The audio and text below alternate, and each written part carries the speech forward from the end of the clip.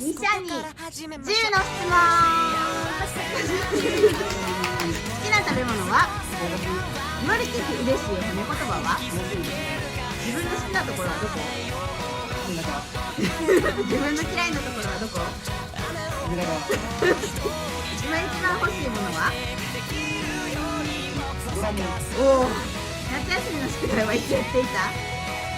行ってみたい国は？国。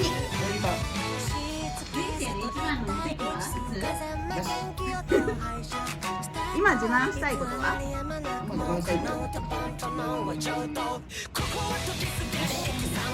ドラムは何年やってはるんですか？なんと